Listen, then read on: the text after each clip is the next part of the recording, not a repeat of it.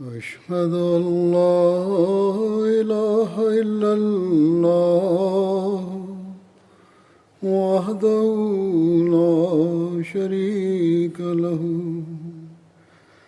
وأشهد أن محمدا عبده ورسوله أما بعد فأعوذ بالله من الشيطان الرجيم بسم الله الرحمن الرحيم الحمد لله رب العالمين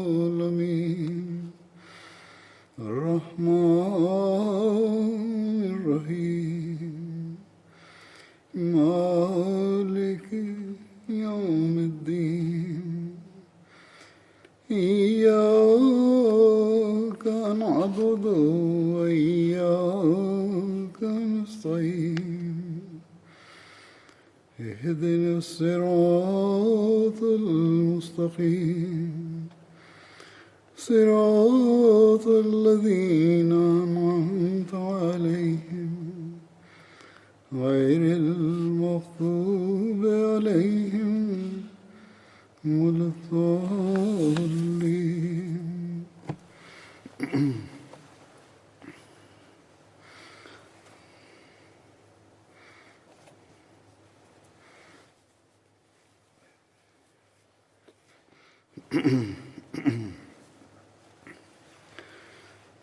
گزشتہ خطبے میں حضرت عبد الرحمن بن عوف کا ذکر ہو رہا تھا اور اس کا کچھ حصہ رہ گیا تھا جو آج بھی میں بیان کروں گا. حضرت عبد الرحمن بن عوف کے امیہ بن خلف کے ساتھ پرانے دوستانہ تعلقات تھے.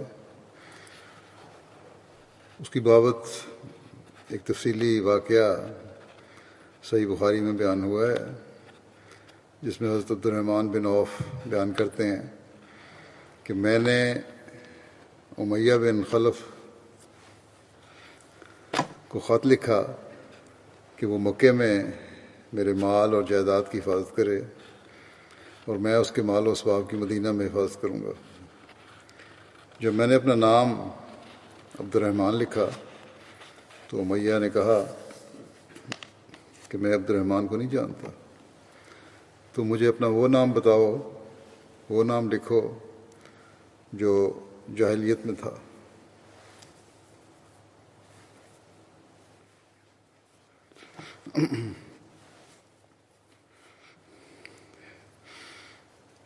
کہتے ہیں کہ اس پر میں نے اپنا نام عبد عمر لکھا.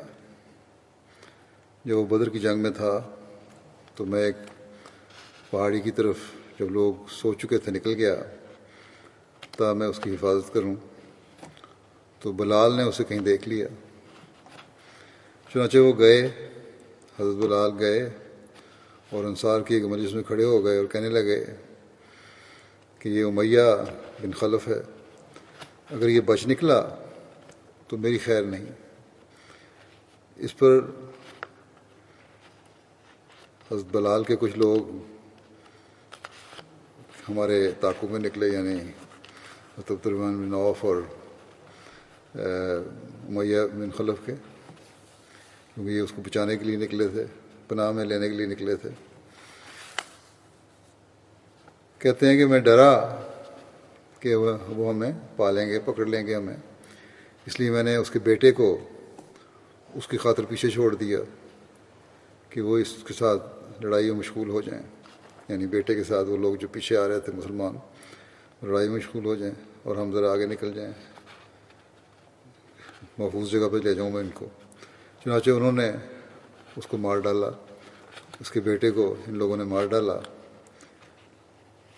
پھر کہتے ہیں کہ انہوں نے میرا داو کارگر نہ ہونے دیا اور ہمارا پیچھا کیا. امیہ چونکہ بھاری بھرکم آدمی تھا اس لیے جلدی ادھر ادھر نہ ہو سکا. آخر جب انہوں نے ہمیں پا لیا تو میں نے اسے کہا بیٹھ جاؤ، تو بیٹھ گیا. میں نے اپنے آپ کو اس پر ڈال دیا کہ اسے بچاؤں، تو انہوں نے میرے نیچے سے اس کے بدن میں تلواریں گھونپی یہاں تک کہ اسے مار ڈالا۔ ان میں سے ایک کی تلوار سے میرے پاؤں پر بھی زخم آ گیا۔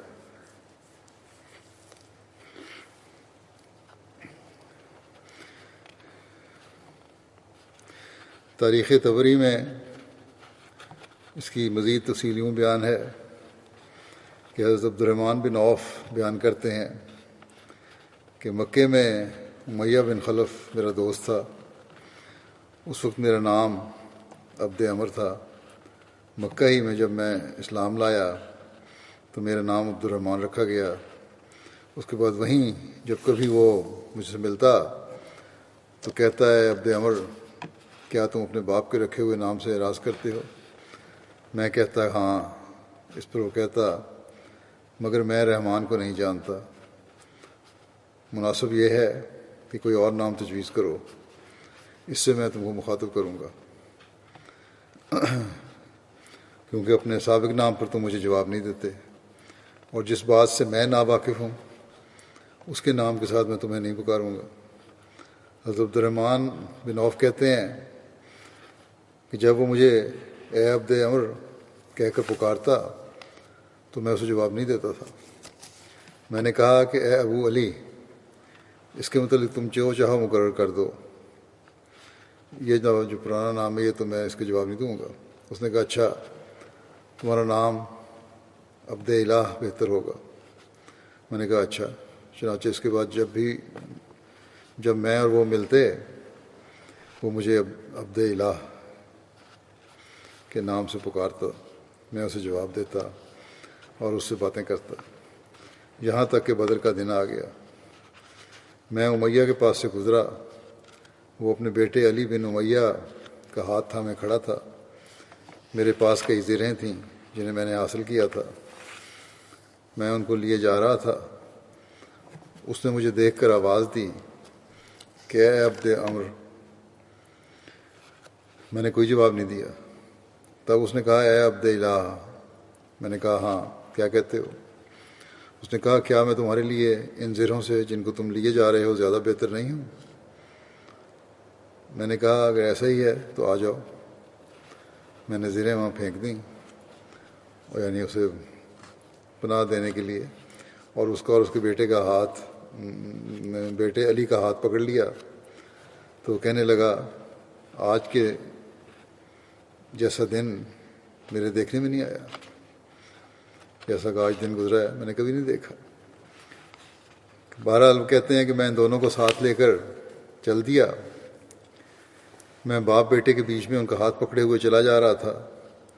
امیہ نے مجھ سے پوچھا کہ اے عبد الہ، تم میں وہ کون ہے جس کے سینے پر شتر مرغ کا پر بطور نشان آویزاں تھا؟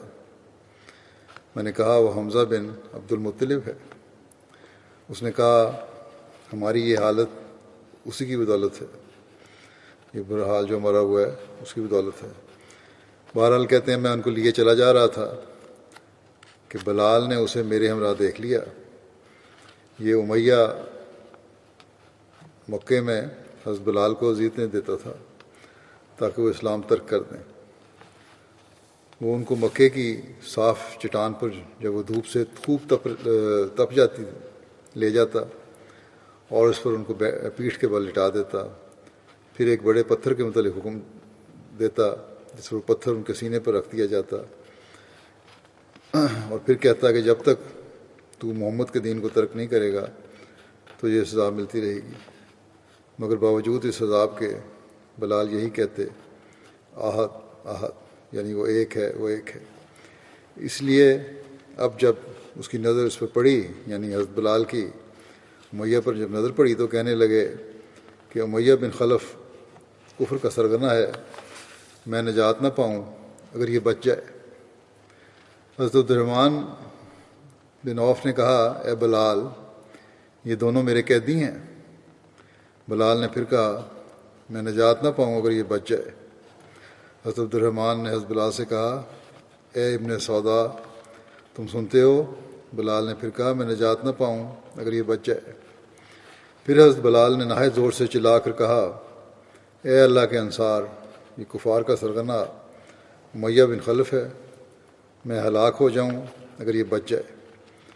ان کی اس آواز پر لوگوں نے ہمیں ہر طرف سے گھیر لیا اور قید سا کر لیا۔ میں اسے بچانے لگا، ایک شخص نے اس کے بیٹے پر تلوار ماری اور وہ گر پڑا۔ اس وقت امیہ نے اس زور سے چیخ ماری کہ میں نے اس جیسی کبھی نہیں سنی۔ میں نے کہا، بھاگ جاؤ، مگر بھاگ نہیں سکتے، اللہ کی قسم میں تیرے کسی کام نہیں آ سکتا۔ اتنے میں حملہ آوروں نے ان دونوں پر اپنی تلواروں سے حملہ کیا، یہاں تک کہ ان دونوں کا کام تمام کر دیا۔ حضرت عبد الرحمن بن عوف کہا کرتے تھے کہ اللہ تعالیٰ بلال پر رحم کرے، میری زیریں بھی گئیں اور قیدی کو انہوں نے زبردستی مجھ سے چھین لیا۔ حضرت عبد الرحمن بن عوف جنگ احد میں بھی شامل ہوئے۔ غزوہ احد کے دن جب لوگوں کے پاؤں اکھڑ گئے تو حضرت عبد الرحمن بن عوف رسول اللہ صلی اللہ علیہ وسلم کے ساتھ ثابت قدم رہے۔ غزوہ احد کے دن حضرت عبد الرحمن بن عوف کو 21 زخم آئے اور پاؤں میں ایسا زخم آیا کہ آپ لنگڑا کر چلتے تھے اور سامنے کے 2 دانت بھی شہید ہوئے۔ حضرت ابن عمر بیان کرتے ہیں کہ شعبان 6 ہجری میں رسول اللہ صلی اللہ علیہ وسلم نے حضرت عبد الرحمن بن عوف کی قیادت میں 700 آدمیوں کو دومۃ الجندل کی طرف بھیجا۔ اپنے دست مبارک سے حضور صلی اللہ علیہ وسلم نے سیاہ رنگ کا امامہ ان کے سر پر باندھا، جس کا شملہ ان کے کندھوں کے درمیان رکھا۔ پھر آپ نے فرمایا، ابو محمد، مجھے دومۃ الجندل کی طرف سے تشویشناک خبریں آ رہی ہیں، وہاں مدینے پر حملہ کرنے کے لیے لشکر جمع ہو رہا ہے، تم اللہ کی راہ میں جہاد کے لیے ادھر روانہ ہو جاؤ۔ 700 مجاہد تمہارے ساتھ جائیں گے۔ دومۃ الجندل پہنچ کر وہاں کے سردار اور اس کے قبیلہ کلب کو پہلے اسلام کی دعوت دینا، لیکن اگر لڑائی کی نوبت آئے تو دیکھنا کسی کو دھوکہ نہ دینا، خیانت اور بدعہدی نہ کرنا، بچوں اور عورتوں کو قتل نہ کرنا، اور خدا کے باغیوں سے دنیا کو پاک کر دینا۔ ان احتیاطوں کے ساتھ پھر جنگ کی اجازت ہے۔ چنانچہ حضرت عبد الرحمن بن عوف نے دوما پہنچ کر ان کو 3 دن تک اسلام کی دعوت دی۔ وہ 3 دن تک انکار کرتے رہے۔ پھر اسبغ بن عمر کلبی جو عیسائی تھا اور اس کا سردار تھا اور ان کا سردار تھا، اس نے اسلام قبول کیا۔ حضرت عبد الرحمن بن عوف نے رسول اللہ صلی اللہ علیہ وسلم کو سارا حال لکھا۔ آپ نے فرمایا، اس سردار کی بیٹی تماذر سے شادی کر لو۔ حضرت عبد الرحمن بن عوف نے اس سے شادی کی اور اس کے ہمراہ مدینہ واپس آئے۔ تماذر بعد میں ام ابو سلمہ کہلائیں۔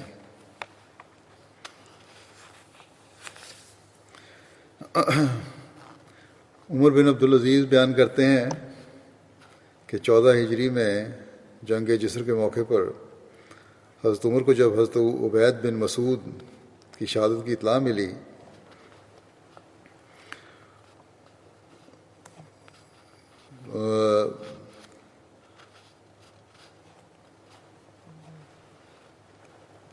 یہ جنگ جسر جو ہے پہلے بھی بیان ہو چکا ہے، فارسیوں کے ایک ہاتھی نے ان کو کچل دیا تھا۔ بہرحال جب اطلاع ملی اور معلوم ہوا کہ اہل فارس نے آل کسریٰ میں سے ایک شخص کو تلاش کر کے اپنا بادشاہ بنایا ہے، تو آپ نے مہاجرین اور انصار کو دعوت جہاد دی اور مدینہ سے روانہ ہو کر سرار مقام پر قیام کیا۔ مدینہ کے ایک پہاڑ کا نام ہے سرار۔ یہ مدینہ سے 3 میل کے فاصلے پر عراق کے راستے پر واقع ایک جگہ ہے۔ بہرحال وہاں آپ نے قیام کیا اور حضرت طلحہ بن عبید اللہ کو آگے روانہ کیا تاکہ وہ آفس پہنچ جائیں۔ آپ نے میمنہ یعنی فوج کا جو دایاں بازو تھا اس پر حضرت عبد الرحمن بن عوف کو، اور میسرہ جو فوج کا بایاں بازو تھا اس پر زبیر بن عوام کو مقرر فرمایا، اور حضرت علی کو مدینہ میں اپنا قائم مقام مقرر کر آئے تھے۔ حضرت عمر نے لوگوں سے مشورہ کیا، سب نے آپ کو فارس جانے کا مشورہ دیا۔ یہ جب قافلہ روانہ ہوا تھا تو سرار آنے تک حضرت عمر نے کسی سے مشورہ نہیں کیا تھا، یہاں پہنچ کے آپ نے مشورہ کیا۔ حضرت طلحہ واپس آئے تو وہ بھی ان لوگوں کے ہم خیال تھے،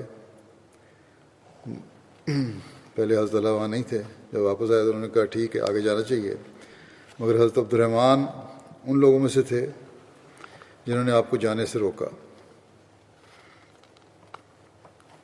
اور روکنے کی وجہ بیان کرتے ہوئے انہوں نے کہا حضرت عبد الرحمن بن عوف نے کہ آج سے پہلے میں نے نبی کریم صلی اللہ علیہ وسلم کے سوا کسی پر اپنے ماں باپ کو قربان نہیں کیا، اور نہ اس کے بعد کبھی ایسا کروں گا، مگر آج کہتا ہوں کہ اے وہ کہ جس پر میرے ماں باپ فدا ہوں، اس معاملے کا آخری فیصلہ آپ مجھ پر چھوڑ دیں۔ حضرت عمر کو جو خلیفہ تھے حضرت عمر اس وقت، ان کو یہ جواب دیا آپ نے، آپ وہاں یعنی سرار کے مقام پر رک جائیں اور ایک بڑے لشکر کو روانہ فرما دیں۔ شروع سے لے کر اب تک آپ دیکھ چکے ہیں کہ آپ کے لشکروں کے متعلق اللہ تعالیٰ کا کیا فیصلہ رہا ہے۔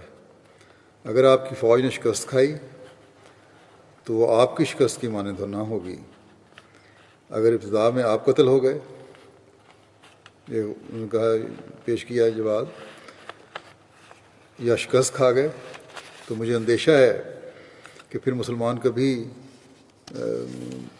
تکبیر نہیں پڑھ سکیں گے اور نہ ہی لا الہ الا اللہ کی شہادت دے سکیں گے۔ اس وقت جب یہ ساری باتیں ہو رہی تھیں تو حضرت عمر کسی شخص کی تلاش میں تھے جس کو اس کا فوج کا کمانڈر بنا کے بھیجا جائے۔ اسی دوران ان کی خدمت میں حضرت سعد کا خط آیا، حضرت عمر کی خدمت میں۔ حضرت سعد اس وقت نجد کے صدقات پر مامور تھے۔ حضرت عمر نے فرمایا عبد الرحمن بن عوف کی باتیں سن کے، اچھا پھر مجھے کوئی آدمی بتلاؤ کس کو بنایا جائے، کس کے سپرد کیا جائے۔ حضرت عبد الرحمن نے کہا کہ آدمی تو آپ کو مل گیا۔ حضرت عمر نے پوچھا وہ کون ہے؟ حضرت عبد الرحمن نے کہا کچھار کا شیر سعد بن مالک، یعنی یہ بہت بہادر انسان ہے، بڑا اچھا کمانڈر ہے، اس کو کمانڈر بنا کے بھیجیں۔ باقی لوگوں نے بھی اس مشورے کی تائید کی۔ یہ بھی تاریخ تبری کا حوالہ ہے۔ حضرت صلی اللہ علیہ وسلم نے مدینے میں مختلف قبیلوں اور صحابہ کو رہائش کے لیے جگہ عطا کی۔ حضرت عبد الرحمن بن عوف کے قبیلے کو مسجد نبوی کے عقب میں کھجوروں کے ایک جھنڈ میں رہائش کے لیے زمین عطا کی۔ پھر حضرت عبد الرحمن بن عوف اور حضرت عمر کو بطور جاگیر بھی زمین عطا فرمائی۔ آل عمر سے یہ جاگیر پھر حضرت زبیر نے خرید لی، حضرت عمر کی اولاد سے پھر یہ جاگیر خرید لی حضرت زبیر نے۔ حضور صلی اللہ علیہ وسلم نے حضرت عبد الرحمن بن عوف سے وعدہ بھی فرمایا کہ اللہ تعالیٰ جب مسلمانوں کے ہاتھ پر شام فتح کرے گا تو تمہارے لیے فلاں حصہ زمین ہوگا۔ چنانچہ حضرت عمر کے دور خلافت میں جب ملک شام میں اسلام کو فتوحات ملیں تو حضرت عبد الرحمن بن عوف کو ان کی زمین دی گئی۔ اس علاقے کا نام سلیل تھا جہاں انہیں زمین دینے کا وعدہ دیا گیا تھا۔ حضرت عبد الرحمن بن عوف کو یہ سعادت بھی ملی کہ حضرت صلی اللہ علیہ وسلم نے ان کے پیچھے نماز پڑھی۔ چنانچہ حضرت مغیرہ نے بیان کیا کہ وہ رسول اللہ صلی اللہ علیہ وسلم کے ساتھ غزوہ تبوک میں شریک ہوئے۔ حضرت مغیرہ کہتے ہیں کہ رسول اللہ صلی اللہ علیہ وسلم قضائے حاجت کے لیے فجر کی نماز سے پہلے تشریف لے گئے۔ میں نے آپ کے ساتھ پانی کا مشکیزہ اٹھایا۔ جب رسول اللہ صلی اللہ علیہ وسلم میری طرف واپس آئے، میں کھڑا تھا فاصلے پہ، جب میری طرف واپس آئے تو میں مشکیزے سے آپ کے ہاتھوں پر پانی ڈالنے لگا، اور آپ نے دونوں ہاتھ 3 مرتبہ دھوئے، پھر آپ نے اپنے چہرہ مبارک دھویا، پھر آپ اپنے بازوؤں کو اپنے جبہ سے باہر نکالنے لگے، لیکن جبے کی آستینیں تنگ تھیں، اس لیے اپنے ہاتھ جبے کے اندر داخل کیے اور اپنے بازو کو جبے کے نیچے سے نکال کر کونیوں تک دھوئے۔ پھر آپ نے اپنے موزوں پر مسح کر کے ان کو صاف کیا، پھر آگے چل پڑے۔ مغیرہ کہتے ہیں میں بھی آپ کے ساتھ آگے چلا، یہاں تک کہ ہم نے لوگوں کو پایا کہ وہ حضرت عبد الرحمن بن عوف کو آگے کر چکے تھے اور وہ ان کو نماز پڑھا رہے تھے۔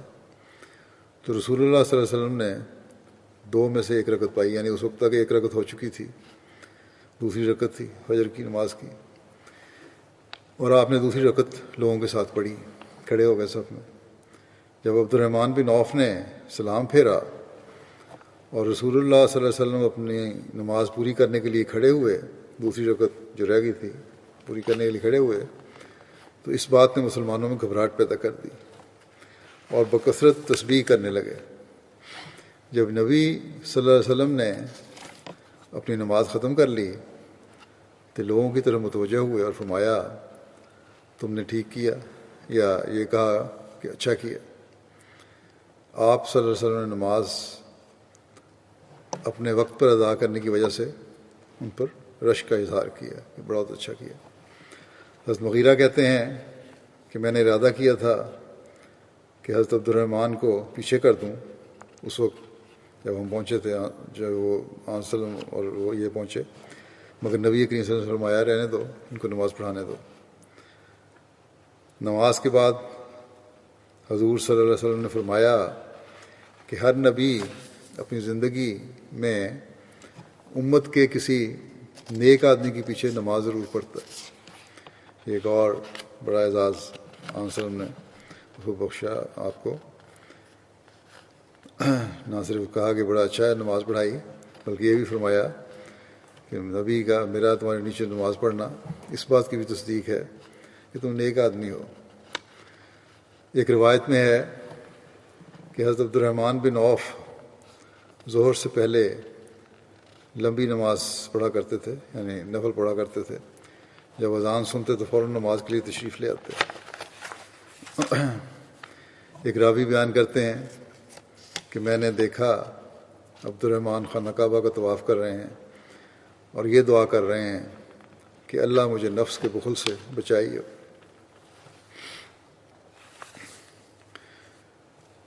حضرت عبداللہ بن عمر کی روایت ہے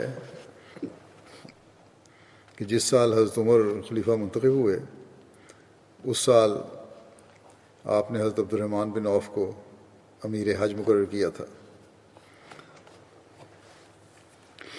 ابو سلمہ بن عبد الرحمن سے روایت ہے، وہ بیان کرتے ہیں کہ ایک دفعہ حضرت عبد الرحمن بن عوف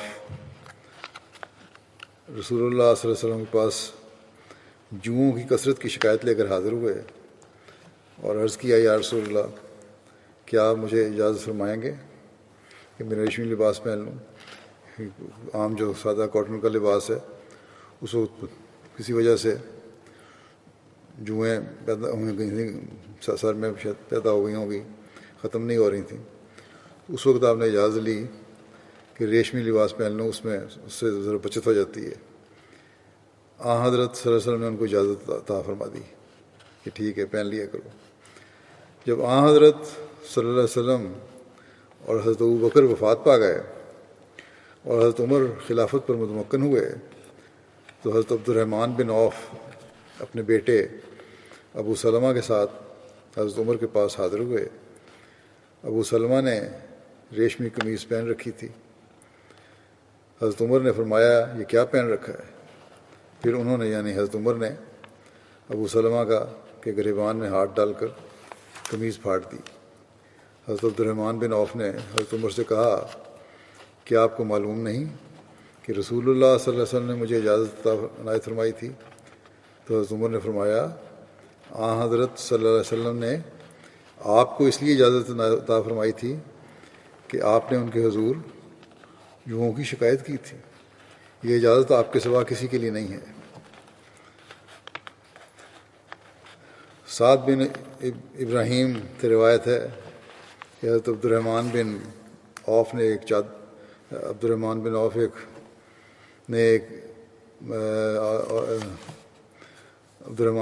چادر پہنا کرتے تھے، یا کسی وقت ایک چادر پہنی ہوئی تھی جس کی قیمت 400 یا 500 درہم تھی، یعنی ایسے حالات تھے انتہائی قیمتی لباس بھی پہنتے تھے۔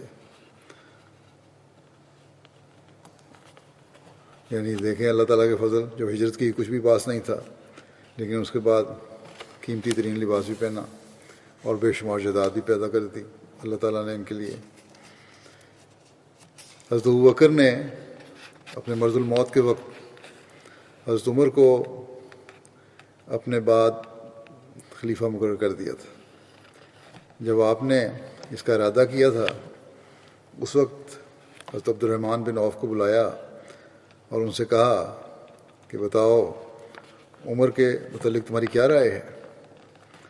حضرت عبد الرحمن بن عوف نے کہا اے خلیفہ رسول، وہ اوروں کی بنسبت آپ کی رائے سے بھی افضل ہیں، مگر ان کے مزاج میں ذرا شدت ہے۔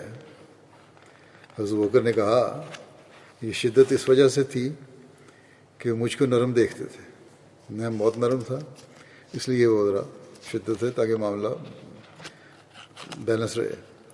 جب معاملہ پھر آپ نے حضرت ابوبکر نے فرمایا کہ جب معاملہ ان کے سپرد ہوگا تو اس قسم کی اکثر باتیں چھوڑ دیں گے، وہ یہ اس میں شدت نہیں دیکھو گے۔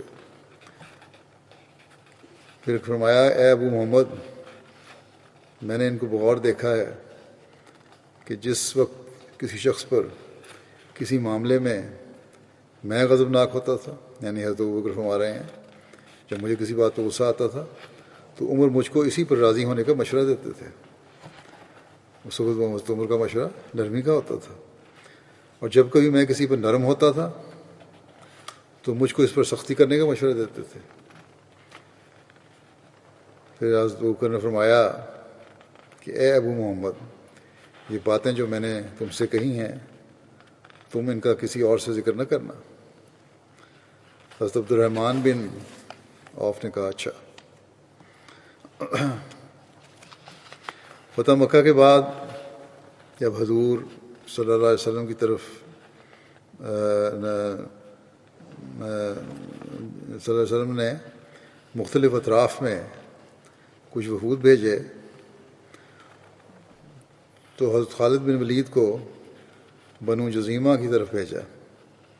بنو جزیمہ نے جاہلیت میں حضرت عبد الرحمن بن عوف کے والد عوف اور حضرت خالد کے چچا فاقہ بن مغیرہ کا قتل کیا تھا۔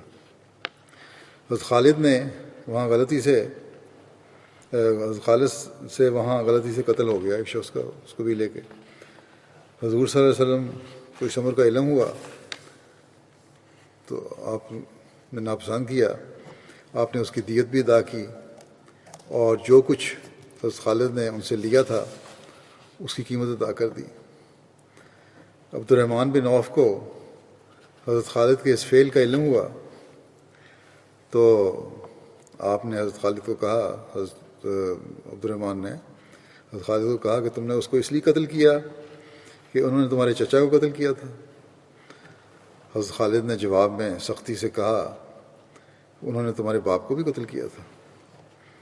حضرت خالد نے مزید کہا تم ان دنوں کو بہت لمبا کرنا چاہتے ہو، یعنی ان سے بڑا تم فائدہ اٹھانا چاہتے ہو کہ جو تم ہم سے پہلے ایمان لے آئے، یعنی تم ابتدائی ایمان لانے والوں میں سے ہو، اس لیے بڑا اعزاز سمجھتے ہو، اس بات سے مجھے کہہ رہے ہو یہ۔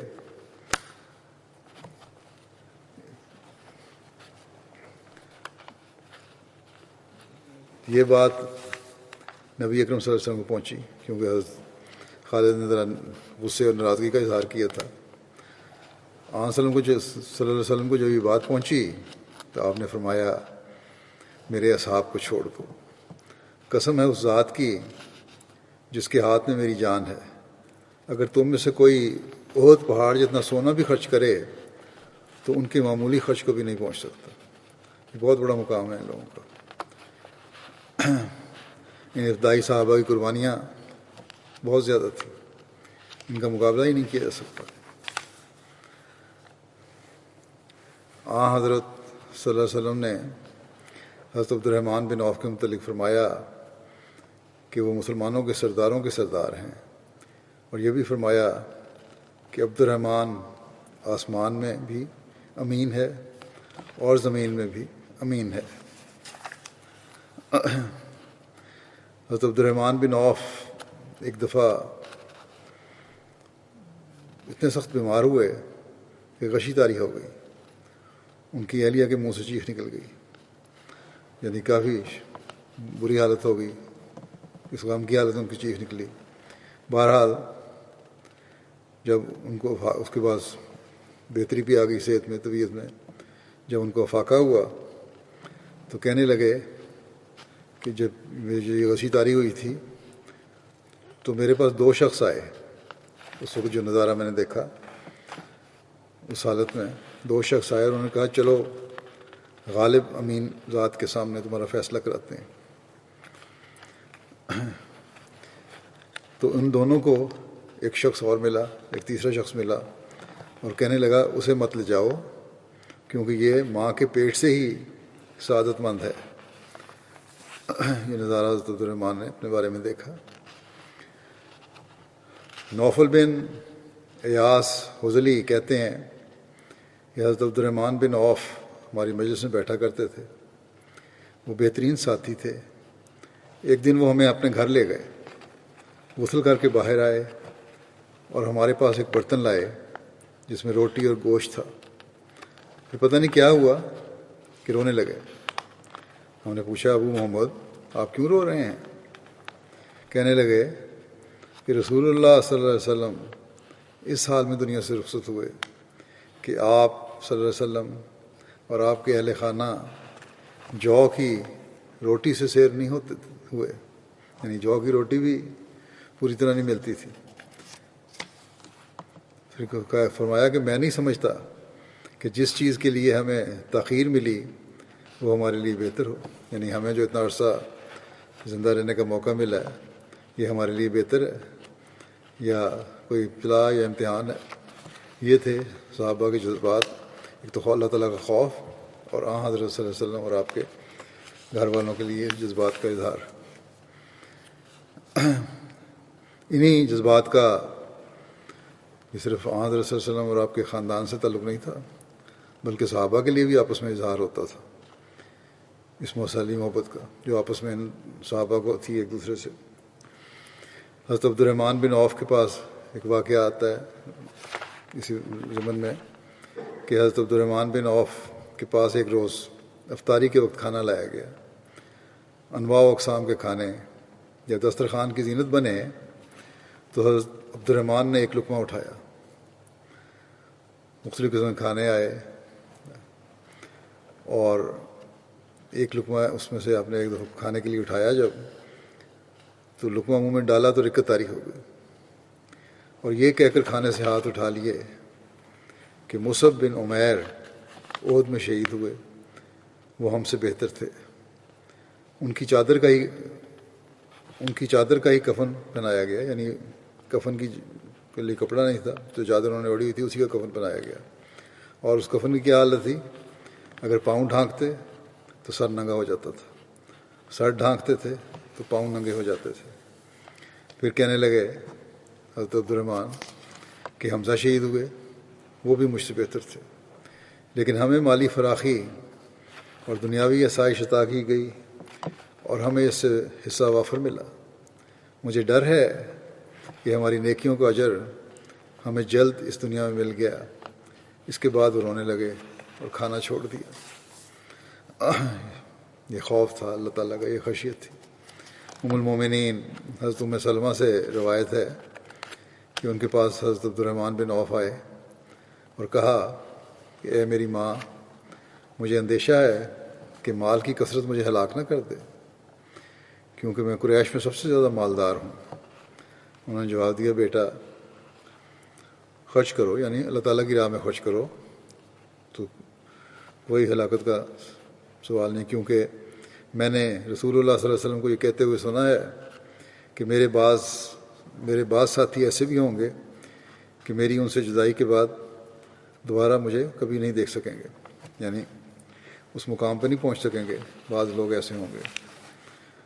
حضرت عبد الرحمن بن عوف جب باہر نکلے تو راستے میں حضرت عمر سے ملاقات ہو گئی۔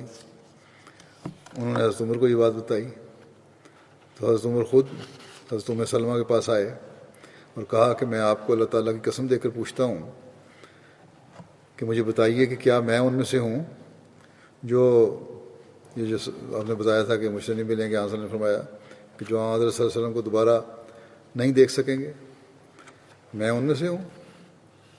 حضرت ام سلمہ نے فرمایا نہیں۔ حضرت عمر کو فرمایا کہ نہیں، آپ ان میں سے نہیں ہیں، لیکن آپ کے بعد میں کسی کے متعلق یہ نہیں کہہ سکتی کہ وہ حضرت صلی اللہ علیہ وسلم کو دیکھ سکیں گے یا نہیں، یعنی کسی کے بارے میں یقین سے نہیں کہہ سکتی کہ آپ کو ضرور دیکھیں گے، لیکن یہ بھی واضح ہو، جیسے کہ پہلے بھی ذکر ہو چکا ہے کہ حضرت عبد الرحمن بن عوف تو ان لوگوں میں سے ہیں جو عشرہ مبشرہ میں سے تھے، جن کو جنت کی بشارت بھی حضرت صلی اللہ علیہ وسلم نے دی تھی، لیکن پھر بھی ان لوگوں میں خدا تعالیٰ کا خوف اور خشیت اتنی تھی کہ ہر وقت فکر میں رہتے تھے۔ اور یہ بات سن کے بھی آپ نے حضرت ام سلمہ کی فوراً صدقہ و خیرات بہت زیادہ کی۔ ایک روایت ہے حضرت حضرت عبداللہ بن عباس بیان کرتے ہیں کہ جب حضرت عمر شام کی طرف نکلے، جہاں تک کہ وہ سرغ مقام پر پہنچے، سرغ جو ہے وہ شام اور حجاز کے سرحدی علاقے میں واقع وادی تبوک کی ایک بستی کا نام ہے، جو مدینہ سے 13 راتوں کی مسافت پر ہے، یعنی اس جو سواریوں کا انتظام تھا 13 راتیں مسلسل چلتے رہیں تو اتنی مسافت تھی اس کی۔ وہاں پہنچے تو آپ کی ملاقات فوجوں کے کمانڈر حضرت ابو عبیدہ بن جراح اور ان کے ساتھیوں سے ہوئی۔ یہ واقعہ 18 ہجری میں حضرت عمر کے دور خلافت میں شام کی فتوحات کے بعد کا ہے۔ ان لوگوں نے حضرت عمر کو بتایا کہ شام کے ملک میں طاعون کی وبا پھوٹ پڑی ہے۔ حضرت ابن عباس کہتے ہیں کہ حضرت عمر نے کہا کہ میرے پاس مشورے کے لیے اولین مہاجرین کو بلاؤ، شروع کے جو مہاجرین ہیں ان کو بلاؤ، کیا مشورہ دیتے ہیں وہ۔ حضرت عمر نے ان سے مشورہ کیا، مگر مہاجرین میں اختلاف رائے ہو گئی۔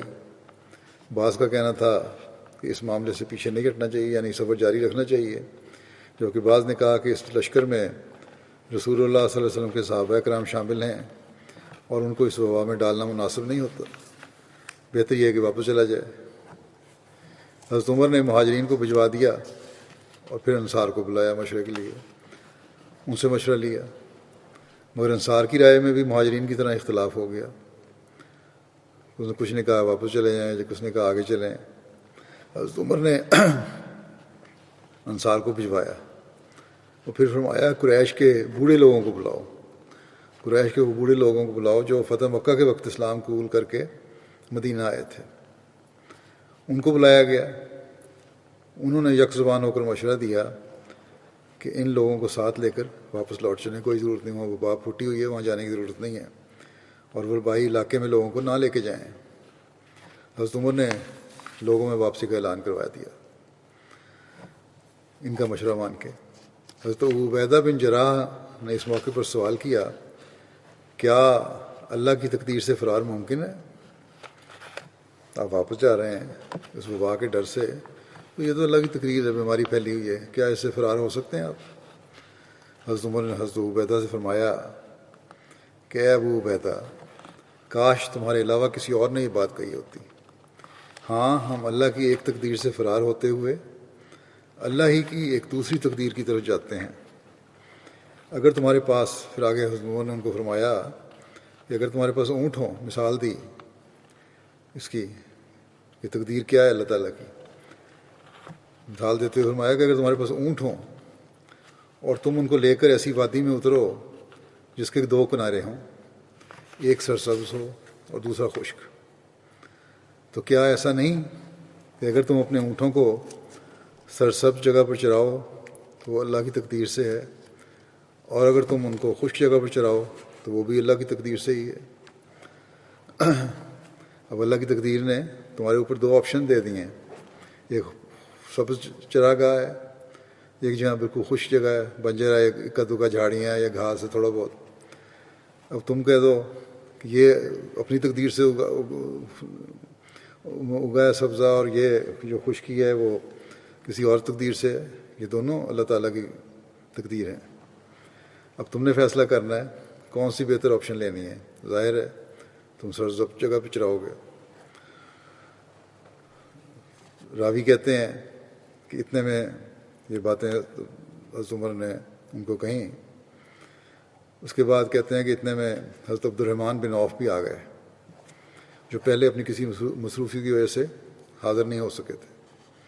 انہوں نے عرض کی کہ میرے پاس اس مسئلے کا علم ہے۔ عبد الرحمن بن عوف نے کہا آپ مشورہ لے رہے ہیں لوگوں سے، میں بتاتا ہوں مجھے علم ہے اس کا۔ میں نے رسول اللہ صلی اللہ علیہ وسلم کو یہ فرماتے ہوئے سنا ہے کہ جب تم کسی جگہ کے بارے میں سنو کہ وہاں کوئی وبا پھوٹ پڑی ہے تو وہاں مت جاؤ، اور اگر کوئی مرض کسی ایسی جگہ پر پھوٹ پڑے جہاں تم رہتے ہو تو وہاں سے فرار ہوتے ہوئے باہر مت نکلو۔ جہاں وبا پھوٹ پڑی ہے وہاں جانا نہیں، اور جس علاقے میں رہتے ہو اور وہاں وبا ہے پھر وہاں سے باہر نہ نکلو، اور اس اپنے آپ کو وہیں رکھو تاکہ وہ مرض یا وبا جو ہے وہ باہر دوسرے لوگوں میں نہ پھیلے۔ آج کل دنیا اس پر جو عمل کر رہی ہے لاک ڈاؤن میں، جنہوں نے وقت پہ کیا وہاں کافی حد تک اس کو محدود کر لیا، کنٹین کر لیا بیماری کو۔ جہاں نہیں کر سکے اور لاپرواہی کی تو وہاں یہ پھیلتی جا رہی ہے۔ بہرحال یہ بنیادی نقطہ حضرت صلی اللہ علیہ وسلم نے شروع میں اپنے صحابہ کو بتا دیا۔ اس پر حضرت عمر نے اللہ تعالیٰ کی تعریف بیان کی اور واپس لوٹ گئے۔ حضرت مسور بن مخرمہ بیان کرتے ہیں کہ حضرت عمر بن خطاب جب صحیح حالت میں تھے تو آپ سے درخواست کی جاتی کہ آپ کسی کو خلیفہ مقرر فرما دیں، لیکن آپ انکار فرماتے۔ پھر ایک روز آپ ممبر پر تشریف لائے اور چند باتیں کہیں اور فرمایا اگر میں مر جاؤں تو تمہارا معاملہ ان 6 افراد کے ذمہ ہوگا جنہوں نے رسول اللہ صلی اللہ علیہ وسلم کو اس حالت میں چھوڑا ہے جبکہ آپ ان سب سے راضی تھے۔ حضرت علی بن ابو طالب اور آپ کے نظیر حضرت زبیر بن عوام، حضرت عبد الرحمن بن عوف اور آپ کے نظیر حضرت عثمان بن عفان اور حضرت طلحہ بن عبید اللہ اور آپ کے نظیر حضرت سعد بن مالک۔ فرمایا خبردار، میں تم سب کو فیصلہ کرنے میں اللہ کا تقوی اختیار کرنے اور تقسیم میں انصاف اختیار کرنے کا حکم دیتا ہوں۔ ابو جعفر بیان کرتے ہیں کہ حضرت عمر بن خطاب نے شورا کے اراکین سے کہا کہ اپنے معاملے میں آپس میں مشورہ کرو، پھر اگر 2 ہوں تو پھر دوبارہ مشورہ کرو، اور اگر 4 اور 2 ہوں تو اکثریت کی تعداد کو اختیار کرو۔ زید بن اسلم اپنے والد سے بیان کرتے ہیں کہ حضرت عمر نے فرمایا اگر 3 اور 3 کی رائے متفق ہو جائے تو جس طرف حضرت عبد الرحمن بن عوف ہوں گے اس طرف کے لوگوں کی سنو اور اطاعت کرو۔ عبد الرحمن بن سعید بیان کرتے ہیں کہ جب حضرت عمر رضی اللہ عنہ زخمی ہوئے تو آپ نے فرمایا صہیب تم لوگوں کو نماز پڑھائیں گے، یعنی حضرت صہیب کو امام الصلاۃ مقرر کیا، اور یہ بات آپ نے 3 مرتبہ کہی۔ اپنے اس معاملے میں مشاورت کرو، اور یہ معاملہ ان 6 افراد کے سپرد ہے۔ جو شخص تمہارے حکم میں تردد کرے، یعنی جو تمہاری مخالفت کرے، تو اس کی گردن اڑا دو۔ اگلا جو ضرورت پڑے، جو انتخاب خلافت ہو، تو ان 6 افراد پر ہوگا۔ اس وقت تک حضرت صہیب جو ہیں وہ امامت کراتے رہیں گے۔ حضرت انس بن مالک بیان کرتے ہیں کہ حضرت عمر نے اپنی وفات سے کچھ گھڑی قبل حضرت ابو طلحہ کی طرف پیغام بھیجا اور فرمایا، اے ابو طلحہ، تو اپنی قوم انصار میں سے 50 افراد کو لے کر ان اصحاب شورا کے پاس چلے جاؤ اور انہیں 3 دن تک نہ چھوڑنا، یہاں تک کہ وہ اپنے میں سے کسی کو امیر نہ منتخب کر لیں۔ اے اللہ، تو ان پر میرا خلیفہ ہے۔ اسحاق بن عبداللہ بیان کرتے ہیں کہ حضرت ابو طلحہ اپنے ساتھیوں کے ہمراہ کچھ دیر حضرت عمر کی قبر پر رکے، پھر اس کے بعد اصحاب شورا کے ساتھ رہے۔ پھر جب ان اصحاب شورا نے اپنا معاملہ حضرت عبد الرحمن بن عوف کے سپرد کر دیا کہ وہ اختیار رکھتے ہیں کہ جس کو بھی امیر مقرر کر دیں، تو حضرت ابو طلحہ اپنے ساتھیوں سمیت اس وقت تک حضرت عبد الرحمن بن عوف کے گھر کے دروازے پر رہے جب تک کہ حضرت عثمان کی بیعت نہ کی گئی۔ حضرت سلمہ بن ابو سلمہ اپنے والد سے روایت کرتے ہیں کہ سب سے پہلے حضرت عبد الرحمن بن عوف نے حضرت عثمان کی بیعت کی، پھر اس کے بعد حضرت علی نے۔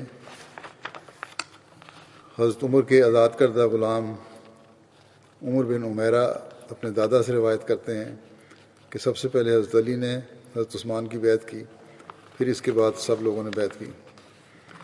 بخاری کی ایک یہ بھی روایت ہے کہ جب حضرت عمر پر نماز کے شروع میں ہی جب اللہ اکبر آپ نے کہا اور کھڑے ہوئے پڑھانے کے لیے حملہ ہوا قاتلانہ، اس زخمی حالت میں حضرت عمر نے حضرت عبد الرحمن بن عوف کا ہاتھ پکڑ کر، وہ قریب تھے، امامت کے لیے آگے کر دیا، اور اس وقت حضرت عبد الرحمن بن عوف نے مختصر نماز پڑھائی۔ حضرت مسلم موعود حضرت عثمان کی خلافت کے انتخاب کے موقع پر حضرت عبد الرحمن بن عوف کا کردار بیان کرتے ہوئے یوں فرماتے ہیں، پہلی 2 روایتیں آئی ہیں ان سے ایک جگہ صرف یہ اختلاف ہے، باقی تو وہی باتیں ہیں۔ بہرحال حضرت مسلم موعود فرماتے ہیں کہ حضرت عمر جب زخمی ہوئے اور آپ نے محسوس کیا کہ اب آپ کا آخری وقت قریب ہے، تو آپ نے 6 آدمیوں کے متعلق وصیت کی کہ وہ اپنے میں سے ایک کو خلیفہ مقرر کر لیں۔ وہ 6 آدمی یہ تھے: حضرت عثمان، حضرت علی، حضرت عبد الرحمن بن عوف، حضرت سعد بن وقاص، حضرت زبیر اور حضرت طلحہ۔ اس کے ساتھ ہی حضرت عبداللہ بن عمر کو بھی آپ نے اس مشورے میں شریک کرنے کے لیے مقرر فرمایا، مگر خلافت کا حقدار قرار نہ دیا، اور وصیت کی کہ یہ سب لوگ 3 دن میں فیصلہ کریں، اور 3 دن کے لیے حضرت صہیب کو امام الصلاۃ مقرر کیا، اور مشورہ کی نگرانی مقداد بن اسود کے سپرد کی، اور انہوں نے ہدایت کی کہ وہ سب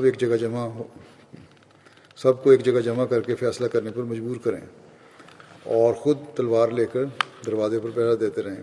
پچھلی روایتوں میں حضرت اللہ کا ذکر آ رہا ہے، لیکن آپ نے جو مختلف جگہ سے اپنا جو نتیجہ اخذ کیا وہ یہ ہے، مقداد بن اسود کے سپرد کیا گیا تھا پہرا جب تک انتخاب خلافت ہو رہا ہے، اور فرمایا کہ جس پر کثرت رائے سے اتفاق ہو سب لوگ اس کی بیعت کریں، اور اگر کوئی انکار کرے تو اسے قتل کر دو، لیکن اگر دونوں طرف 3 ہو جائیں تو عبداللہ بن عمر ان میں سے جس کو تجویز کریں وہ خلیفہ ہو۔ اگر اس فیصلے پر راضی نہ ہوں تو جس طرح عبد الرحمن بن عوف ہوں وہ خلیفہ ہو۔ اگر 5 اصحاب نے مشورہ کیا، کیونکہ طلحہ اس وقت مدینہ میں نہ تھے، حضرت مسلم کے مطابق حضرت طلحہ اس وقت مدینہ میں نہیں تھے، اس لیے 5 افراد تھے، مگر کوئی نتیجہ برآمد نہ ہوا، یا فرماتے ہیں کہ آخر 5 اصحاب نے مشورہ کیا، حضرت طلحہ کے علاوہ باقی 5 افراد تھے، انہوں نے مشورہ کیا، کوئی نتیجہ برآمد نہیں ہوا۔ بہت لمبی بحث کے بعد حضرت عبد الرحمن بن عوف نے کہا، اچھا، جو شخص اپنا نام واپس لینا چاہتا ہے وہ بولے۔ جب سب خاموش رہے تو حضرت عبد الرحمن بن عوف نے کہا کہ سب سے پہلے میں اپنا نام واپس لیتا ہوں۔ پھر حضرت عثمان نے کہا، پھر باقی 2 نے۔ حضرت علی خاموش رہے۔ آخر انہوں نے حضرت عبد الرحمن بن عوف سے عہد لیا کہ وہ فیصلہ کرنے میں کوئی رعایت نہیں کریں گے۔ انہوں نے عہد کیا اور سب کام ان کے سپرد ہو گیا، یعنی حضرت عبد الرحمن بن عوف جو بھی فیصلہ کریں گے کوئی رعایت کی ہونی طرفداری نہیں ہوگی۔ جب عہد ہو گیا تو سارا کام حضرت عبد الرحمن بن عوف کے سپرد ہو گیا۔ حضرت عبد الرحمن بن عوف 3 دن مدینے کے ہر گھر گئے اور مردوں اور عورتوں سے پوچھا کہ ان کی رائے کس شخص کی خلافت کے حق میں ہے۔ سب نے یہی کہا کہ انہیں حضرت عثمان کی خلافت منظور ہے۔ چنانچہ انہوں نے حضرت عثمان کے حق میں اپنا فیصلہ دے دیا اور وہ خلیفہ ہو گئے۔ اس کے ایک اور روایت بھی ہے، وہ کافی لمبی ہے، وہ انشاءاللہ باقی حصہ حضرت عبد الرحمن بن عوف کے ذکر میں بیان جو ہوگا تو اس کی بھی ضرورت ہوئی تو علیحدہ بیان ہو جائے گی بعد میں انشاءاللہ۔ یا ہو سکتا ہے کہ وہ لمبی روایت میرے خیال میں حضرت عثمان کی خلافت کے ضمن میں ہے یا عمر کی زندگی کے بارے میں ہے، وہاں بھی بیان ہو سکتی ہے۔ بہرحال اس کے باوجود بھی کچھ حصہ ہے حضرت عبد الرحمن بن عوف کا زندگی کے واقعات کا، ان کی نیکیوں کا، ان کی سیرت کا، وہ انشاءاللہ تعالی آئندہ بیان ہوگا خطبے میں۔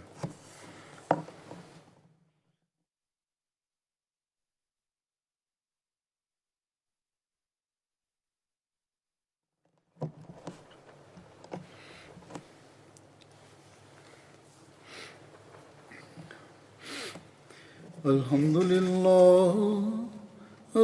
لله نحمده ونستعينه ونستغفره ونؤمن به ونتوكل عليه ونعوذ بالله من شرور أنفسنا ومن سيئات أعمالنا من يهده الله فلا مضل له ومن يضلله فلا هادي له ونشهد أن لا إله إلا الله ونشهد أن محمدا عبده ورسوله عباد الله رحمكم الله إن الله يأمر بالعدل والإحسان وإيتاء ذي القربى وينهى عن الفحشاء والمنكر والبغي يعظكم لعلكم تذكرون اذكروا الله يذكركم وادعوه يستجب لكم ولذكر الله